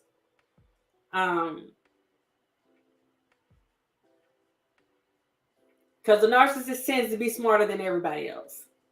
And, what can you tell them? What can you tell them? I can say this, and I know somebody's going to get a little chuckle out of this, but I dealt with a person that was a narcissist before, and they were seeking something, and because I wouldn't give them what they were seeking, because I wouldn't give into what they wanted me to do or what they wanted me to say, their first response, after giving me all these praises, their first response was, you need to find another, what did he say? You need to find another career. I'm like, how does that work? How does that work? Like, you find another position, you might go to another job. You don't just find another career. Like, but in true narcissistic style, because I wouldn't give in. I knew you'd find that funny. Because I wouldn't give in to what they wanted, because I wouldn't say what they wanted me to say, because I wouldn't see things the way that they wanted me to see things. Their first response was, you need to find another career. Never mind the fact that I done been in school for most of my life, and this is what I have dedicated my life to. Never mind any of that. Never mind that up until this point, you wanted me to do all this work for you, and you were willing to pay like whatever amount, to get things done, when I wouldn't, succumb to the things that you wanted me to do or that you wanted me to say. Now I need to find another career. That's how narcissists think. And the thing was, I was challenging them. And that's what the point I was trying to get across with Tasha. With the prosecutors, they were challenging her. And people that are narcissists aren't used to being challenged. They don't like being challenged. They usually do things that make people feel uncomfortable challenging them. They will make you feel so bad. If you ever try to challenge them on anything, they will go out of their way to try to make you feel bad. They will try to make you feel this small. They will try to make you feel like you are just the dumbest or just the scum of the earth if you try to challenge them on anything. That becomes their goal, to make you feel this small. How dare you challenge them on anything? And that's what we are seeing. That's what we're seeing right now. That's what we're seeing right now. So people can come and say, look, you need to do this, you need to do this. I think you should do this. I have no doubt that everybody's not, scared to approach her with stuff. So I have no doubt that somebody did come and say, look, you might want to rethink how you're doing things. You do have a brand. She definitely has a brand. So you want to protect that brand. So maybe you need to back away from some of this stuff and really think about, being a bit more professional. And I actually think that that's what she was doing, because she piped down a lot. That I did see. Let me give her credit for that. She piped down a lot. She really did. But when it comes to this stuff with Cardi, and even the stuff that was going on with R. Kelly, and I can tell you, even with that, she calmed down a lot. Y'all saw it. She calmed down a lot. When it came to those things, she piped down, and you could see like a softer side. But that does not erase all the vile stuff that has been done and the stuff that she refuses to take down. So even though it may have been, a couple months ago, a couple weeks ago, even though you may have said this last year, like whatever, this is what people know about you right now. And they still see those narcissistic tendencies, because you know that it is hurting someone. You know that your actions, you have intentionally, deliberately hurt someone. You know that your actions hurt someone, and you continue to partake in the same behaviors that it's not a question of did or if or maybe. You know that your actions hurt someone, and you are still partaking in those same behaviors by leaving this stuff up, by making little slides, trying to come at people, even while you're on the stand, by not showing any remorse, by showing that lack or disregard of other people, by showing these things to this day. You are still showing that you have these narcissistic traits. So it makes it hard for people to even try to, like I said, see that human side. Because it's like you don't even want to acknowledge that your human side exists. When you continue doing this stuff, it's like you're saying, bump that. I don't care about people. Let me show, money. Go and get the money. Go and get the money. Like it's all about money and ego. Money and ego. We all know money is temporary. Just as quick as you got it, you can lose it just as fast. Status is temporary. Just as quick as you got this status, you can build another status in the same darn day. Your integrity. That's something that should never waver. That's something that should never waver. At no point should that waver. and what we are witnessing right now when it comes to integrity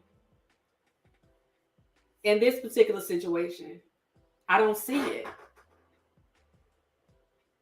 There's a lack of integrity when it comes to this. There's a disconnect. There's a definite disconnect. So, let's see. Do you think they'll take her channel? I don't know. The courts has they have some leeway. They can do some things, but there has to be some involvement with YouTube too. I mean, her stuff can be seized like anybody else.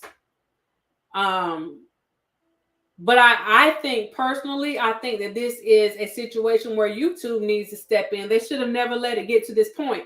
But I say that with all the situations that are going on, because her situation is one of many where people are being cyberbullied, people are being threatened, people are being doxxed in these streets. And I just want to say this, that it's some of the same people that have doxxed other people are taking up for Cardi and saying that what Tasha did with Cardi is wrong. But they did some of the same things. So if you want to call Tasha out for what she did with Cardi, then you have to acknowledge your own wrongdoings. You have to right your wrongs. The same way that people say that Cardi needs to come, not Cardi, but Tasha needs to come out and, she need to issue a public apology. Well, I feel like some of the same people that feel like what Tasha did is wrong and they're speaking up against Tasha right now, I feel like you need to come out and do the same thing when you participate in some of the same behaviors, because at the end of the day, bullying is bullying. Bullying is bullying. And when it happens to you, then it becomes a problem. But you can't be a part of the solution and the problem. So I just want to put that out there. I think YouTube needs to step in, and they need to do something with her channel, as well as other people. I don't know. I think that she worked too hard to build her channel. I would say that they really need to go through those videos, and they need to pull anything where any negative information is put up there, and it's not even about verifying the information. Anything that could be considered defamation, they need to pull it. They need to pull it, period.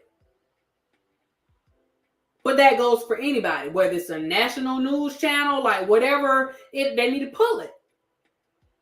All these bloggers that are doing this stuff to other people, because at the end of the day, we have to remember that Tasha is a blogger. They need to pull it. I have been doxxed, so I understand. But I also understand that the same people that have doxed me have had people dox them, and they have been victims. But that's what I'm saying. You can't be the victim and the perpetrator.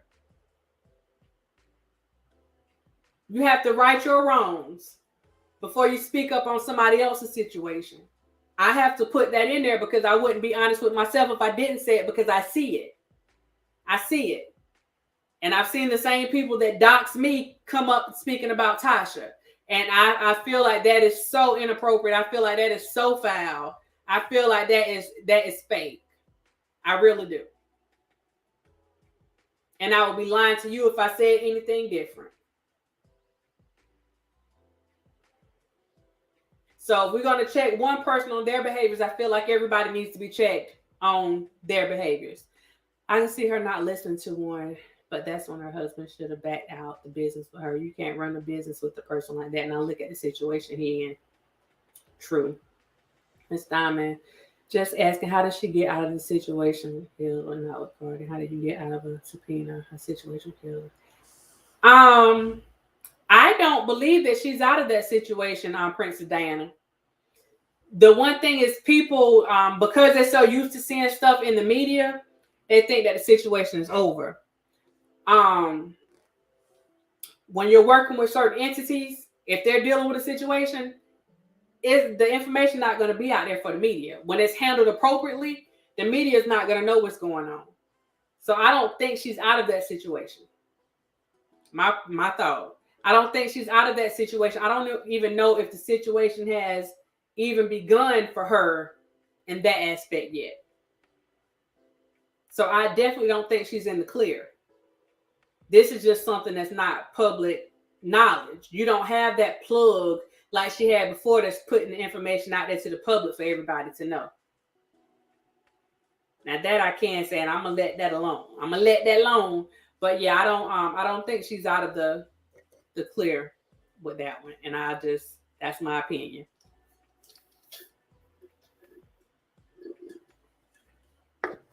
So make sure I didn't miss anything.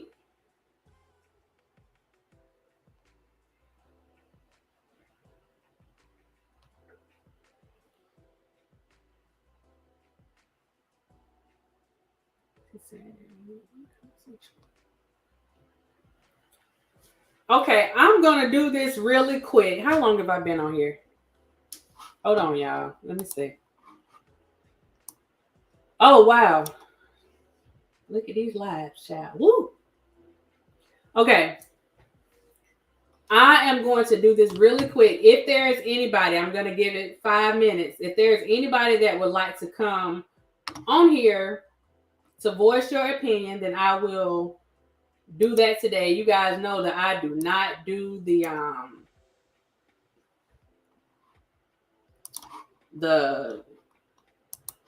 like coming up on the screen because I don't want any foolishness. But if there is anyone that would like to come on in and voice their opinion today, then I have put the link in the comments. I don't see it showing up yet. Okay, there it is. If you would like to come on and voice your opinion about anything that's going on, then you are more than willing to do so. I'm gonna give this 5 minutes. I keep messing with my hair because that thing ain't sitting right. That thing ain't sitting right, child.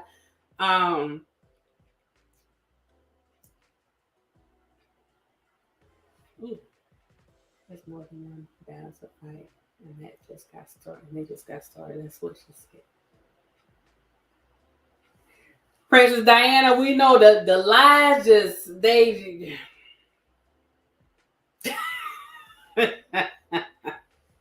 The lies. One thing about those people, you never know what they're doing. So I'm gonna just leave that there. If she did get away with it, then shout out to her. That's her blessing for the year. That's definitely her blessing for the year. So yeah. Rose Gold, thank you, thank you, thank you, thank you.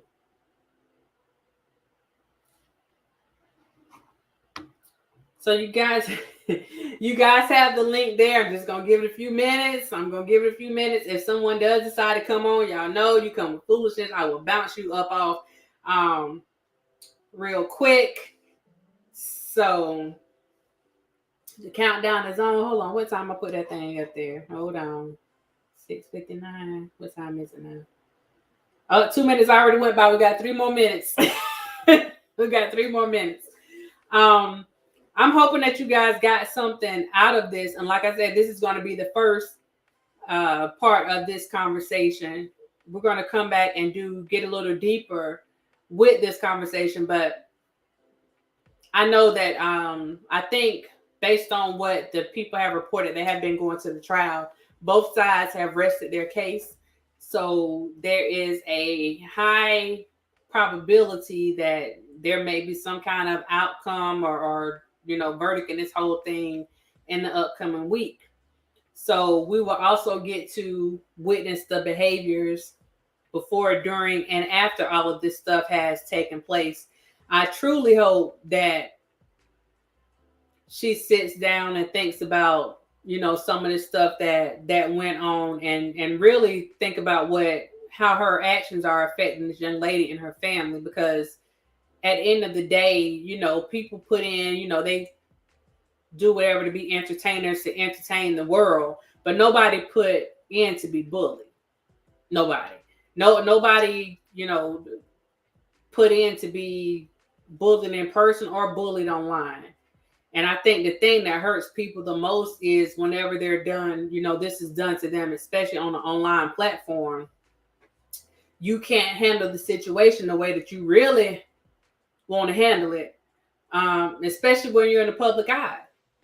You know, you can't go and get all, you know, Brooklyn on them, because people will do stuff because they ready to sue. They want you, you know, bust the move. They want you to do something so that they can, you know, have a reason to try to get some money. And I just, you know, I feel like we can do better. I hope she does better. I really do. I'm really, like, when it comes to that, I'm rooting for her. I hope that this is a learning situation for her. I think it's going to be a learning situation for both of them, actually. But I hope that it's a learning situation for her. And I hope that this... Thank you, Princess Di. That's what I was going to say. I hope that this conversation that we're having today is a learning situation for other people, because narcissism is real. And when you have to deal with someone who is narcissistic, especially on a regular basis, it is tiring. Y'all, it is very exhausting. It really is. And it can get you to the point to where you're questioning yourself sometimes whenever you're dealing with somebody that's narcissist, because the way that they come at you, the way that they intentionally try to make you feel, and, you know, during all of their mess, it can really have you, you know, questioning what you have going on. Let me pause for a second. We have a new member. Shout out. We have a new certified diamond in the building, lady. Welcome, welcome, welcome. But yeah, it's an ongoing thing, and it is tiring. Y'all, I got a headache talking about the narcissism my darn self right now. Y'all see I keep grabbing my temper, child. My headache is, yeah. But it is something that is definitely, it's ongoing. And if the person decides that they don't want to get help, because a narcissist they know, let me be clear on this. They know that some of their stuff is like self-inflated. They know that much, but they don't know to the extent of how they're affecting other people. They don't know the extent of what their actions are causing. That part is not there. So what makes you wonder about your own behavior? The thing, like I said, the way that they come at you, or the way that they talk to you, the things that they may say to you to try to, you know, downplay what you have going on, it can have you questioning some of your own stuff, especially if this is somebody that you confide in, somebody that you are close to, somebody that you care about. Like I said, it could be somebody that you're in a relationship with. And, you know, you could come into a situation being confident about yourself, but after you dealt with that narcissist for so long, they could have you questioning your own self. You know, am I the person I thought I was? Am I good enough? Because whenever you don't do the things that they want you to do, they start playing on those things, like those vulnerable parts of you that you've decided to share with them. They start playing on those things. They'll sit there and they'll try to make you feel and look stupid. The things that you have confided in them in, they'll take those same things and try to use them against you. If they know what your weaknesses are, they'll take those weaknesses and try to use those same weaknesses that you confided in, that you let your guard down and you share with them. They're going to use those same things against you whenever stuff isn't going their way. And you might not even know that they're feeling this way about you. You may not know that, you know, they're feeling like you didn't do what they wanted you to do, so they're going to come at you. You may not even know at the time that they're manipulating you with certain situations, because it could still come across in a loving way. So whenever you start feeling a certain way or start identifying certain behaviors that have you, okay, am I really seeing this? Like, or am I just, you know, being too picky about something right now? Like, should I be feeling this way, you know, with this certain situation? Or is it, I'm just being overly sensitive right now? So it'll really have you questioning what you have going on. So that's why I say you have to be careful. It's like a 24/7 job dealing with somebody that is narcissist, because they never stop. Like they're being manipulative in their sleep. I know that sounds crazy, but they it never stops. It's like a 24/7 job for them. It never stops. And until they decide to go and get help, it's going to continue. Even when they're getting help, you got to deal with some things when it comes to that, because shoot, you can be in therapy for years.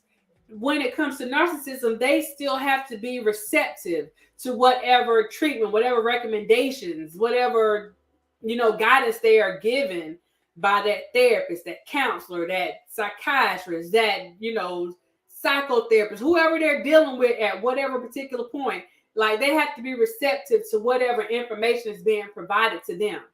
So even though they're going to get that help or whatever, if they're not receptive to it, if they're not open to being, doing something different, if they're not open to changing, if they're not open to, addressing whatever has them in that place of having all these traits, if they're not willing to address those things, like we talked about, there being two different types of narcissism, the vulnerable narcissism, the grandiose narcissism. If they're not willing to address those things that happened when they were younger that got them to that place, then you're going to be dealing with this same thing for years. And there is not a therapist in the world that can, just change a person's behaviors. They have to be willing to do the work. And I think that's something that somebody else said and people didn't like it, but you have to be willing to do the work.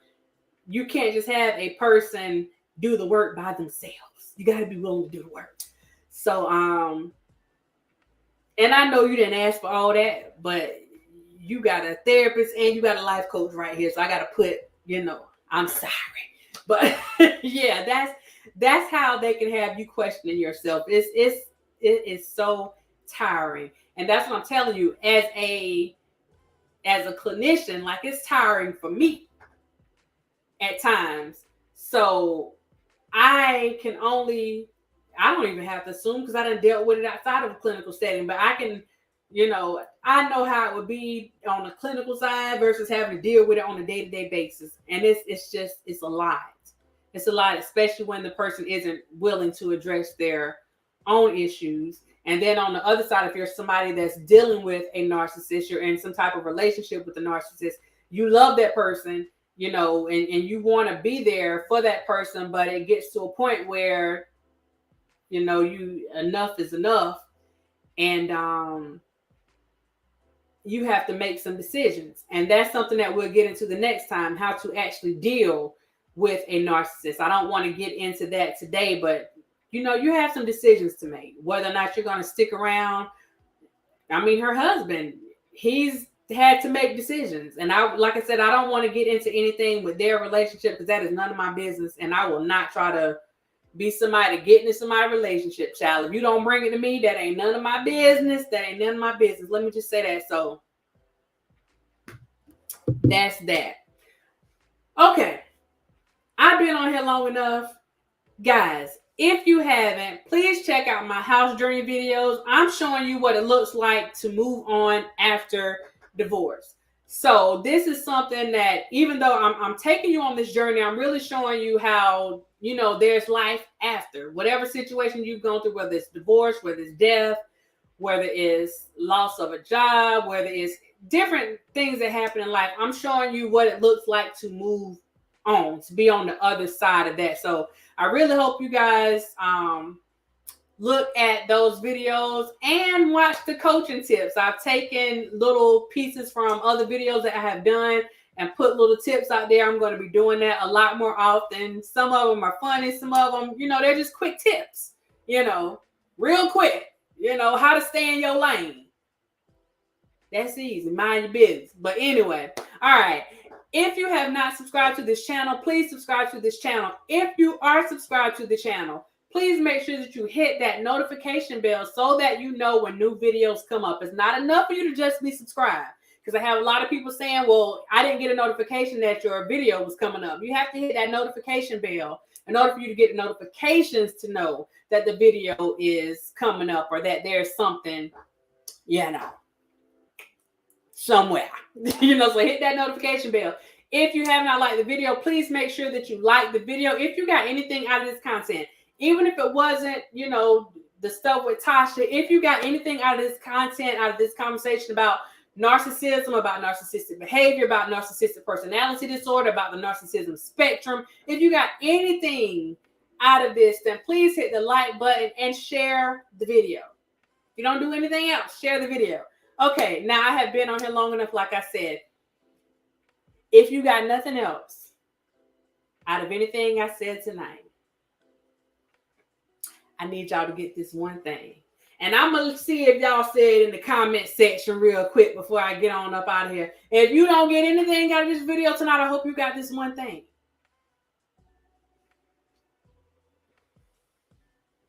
Time's up. Thank you, Jana. If you didn't get anything out of this content tonight, I hope you get this one thing out of my content, period. Mind your business. It doesn't cost you anything to mind your business. Nothing at all. That's free. Y'all got this from me for free 99. Free 99. All right, you guys have a good one. I appreciate you guys' comments. I appreciate you participating in the discussion tonight. Hope you got something out of it. And I'll see you next time. Bye, y'all.